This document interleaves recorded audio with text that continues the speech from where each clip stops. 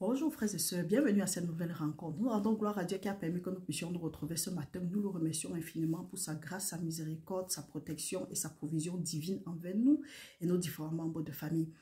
Comme vous le savez frères et sœurs, nous sommes aujourd'hui le 27 septembre 2024 et nous débutons aujourd'hui avec nos 3 jours de jeûne et de prière avec le thème Seigneur, nous te confions nos enfants. Du moins le thème c'est prions pour nos enfants. Il y a de cela quelques temps nous avons abordé ce sujet. Et le Seigneur nous a mis à cœur à nouveau, vu les requêtes, vu les plaintes et vu ce qui se passe dans la société. Le Seigneur nous a mis à cœur de revenir et de pouvoir partager. La parole de Dieu nous dit dans Proverbe, la malédiction sans cause n'a point de fait. Dieu nous a aussi dit dans Isaïe que nos enfants seront ses disciples, que nos enfants sont ses disciples. Parce que le Seigneur nous a dit, le fruit des entrailles est une bénédiction de l'Éternel.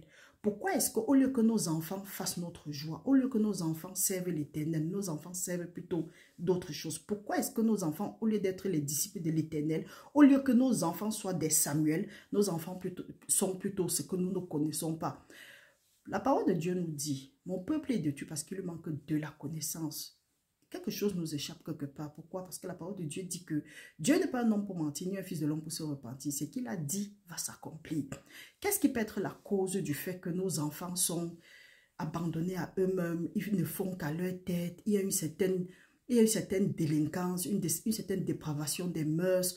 Qu'est-ce qui peut être la cause? La parole de Dieu nous dit dans Jérémie 33:3, invoque-moi le jour de la détresse, je vais te montrer les choses cachées, les choses que tu ne connaissais pas. Nous voyons des parents qui pleurent, des parents qui se lamentent à cause de leur progéniture. Qu'est-ce qui peut être la cause? Nos enfants devront être plutôt notre joie. Parce que c'est la joie de l'Éternel. En tout cas, c'est la bénédiction de l'Éternel. Nos enfants, la bénédiction vient plutôt avec la joie et non avec des pleurs. Pendant ces 3 jours de jeûne et de prière, nous allons nous concentrer à savoir que peut être la cause de cette dépravation des mœurs. Donc, mes frères, mes soeurs, joignez-vous à nous, nous allons nous rencontrer, partager la parole et chacun va donner son point de vue. Venez avec vos points de vue. Nous allons aller sur la base de l'écriture, des écritures. Donc, nous allons aller sur la parole de Dieu. Donc, mes frères, mes soeurs, pour tous ceux qui sont engagés dans le jeûne, beaucoup de courage à tout le monde. Nous avons juste voulu partager ce moment, ouvrir cette prière ensemble et demander au Seigneur de nous remplir de son Saint-Esprit. Parce que la parole de Dieu dit que si nous venons à lui avec des pleurs, des lamentations, des jeûnes, des prières, il va nous restaurer. Il nous a aussi dit dans 2 Chroniques 7:14 que si mon peuple, sur qui mon nom est invoqué, prie, s'humilie, des cieux, je vais lui pardonner ses péchés, j'aurai mon oreille ouverte à ses prières, je vais guérir son pays. Nous avons besoin que Dieu guérisse la jeunesse, que Dieu guérisse notre postérité. Mais qu'à cela ne tienne, nous devons déjà nous demander, si la jeunesse est en train de faire ça, qu'est-ce que nous avons nous-mêmes fait? Parce qu'il a dit bien, la malédiction sans cause n'a point de fait. Que peut être la cause? Nous avons lu dans Deutéronome 28:4, la parole de Dieu dit qu'il va bénir le fruit de nos entrailles. Dieu n'est pas un homme pour mentir, ni un fils de l'homme pour se repentir. Ce qu'il a dit va s'accomplir. Pourquoi nos enfants ne sont pas les disciples de l'Éternel? Pourquoi la jeunesse a tendance à aller de ce côté? Nous allons lire un passage. Nous allons aller dans Exode 20, à partir du verset 3. La parole de Dieu dit, « Tu n'auras point d'autre Dieu devant ma face. Tu ne feras point d'image taillée, ni de représentation quelconque des choses qui sont en haut dans les cieux, qui sont en bas sur la terre et qui sont dans les eaux plus bas que la terre. Tu ne te prosterneras point devant elles et tu ne les serviras point, car moi, l'Éternel ton Dieu, je suis un Dieu jaloux qui punit l'iniquité des pères sur les enfants jusqu'à la 3e et la 4e et à la 4e génération de ceux qui me haïssent. » Il se pourrait peut-être, est-ce qu'il se pourrait que nous soyons en train, ou bien que nos enfants soient en train de payer les péchés de nos ancêtres, ou bien que nous soyons en train de payer le péché de nos ancêtres? La parole de Dieu nous a dit dans Ézéchiel qu'on ne dira plus que les parents ont mangé les raisins, les enfants ont eu mal à la dent. Est-ce que, posons-nous les bonnes questions, parce que Dieu dit, il n'est pas lent dans l'accomplissement de sa parole. Ce qu'il a dit va s'accomplir. La parole de Dieu ne sort pas et rentre sans avoir fait ce dont pourquoi elle est sortie. Pourquoi est-ce que nous prions pour nos enfants et nos enfants ont tendance plutôt à aller dans le sens contraire de ce que Dieu veut? Est-ce qu'il y a quelque chose que nous devrons savoir? Frères et sœurs, nous devons nous réunir, tenir les mains et prier. Parce que la parole de Dieu dit que si deux s'accordent sur la terre, quel que soit ce qu'ils vont demander, ça leur sera accordé. Donc venez, soyons en un accord et essayons de demander que le Seigneur nous montre. Parce qu'il a dit demandez et cela vous sera donné. Cherchez, vous allez trouver. Frappez et on va vous ouvrir. Donc, pour cette journée, nous vous exhortons. Prenons le temps de demander au Seigneur, Seigneur, révèle-nous les choses cachées. Seigneur, montre-nous ce qui n'a pas marché. Se pourrait-il que nous ayons fait traverser nos enfants par le feu? Le feu, c'est quoi? Peut-être nous avons prié comme Anne, que Seigneur, bénis-nous avec le fruit des entrailles. Dieu nous a bénis au lieu de reconsacrer nos enfants. Ou bien qu'au lieu que nos parents nous reconsacrent à Dieu, ils nous ont plutôt consacrés à d'autres dieux.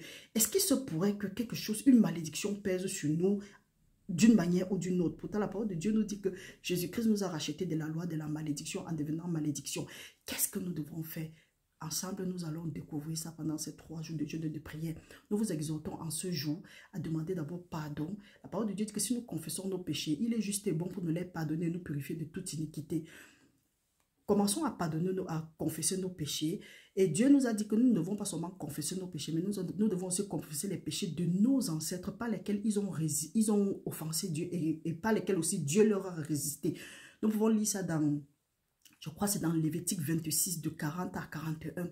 Donc mes frères, mes soeurs, en ce jour-ci, ce premier jour, confessons nos péchés, demandons à Dieu de nous purifier de toute iniquité, avouons nos transgressions, délaissons-les et revenons maintenant à Dieu. Et Dieu va nous restaurer. Dieu va racheter nos enfants. Dieu va rétablir nos enfants. Dieu va nous restaurer parce qu'il a dit que, Dieu a promis.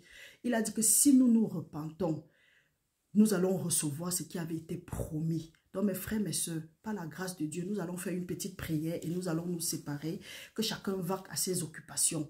Prions au nom du Seigneur. Seigneur, mon Dieu, mon roi, nous te remercions infiniment pour ce moment de partage. Père éternel, nous te prions. Aujourd'hui, nous allons observer à partir d'aujourd'hui, nous allons observer ces 3 jours de jeûne et de prière avec le thème prions pour nos enfants. Père, nous te prions selon ta parole. Montre-nous les choses cachées. Fortifie-nous, ô Père éternel. Pardonne-nous nos péchés. Ta parole dit que celui-là qui avoue ses transgressions et les délaisse obtient miséricorde. Pendant ce temps, Seigneur, accorde à nous et à nos enfants ta miséricorde dans le nom puissant de Jésus-Christ.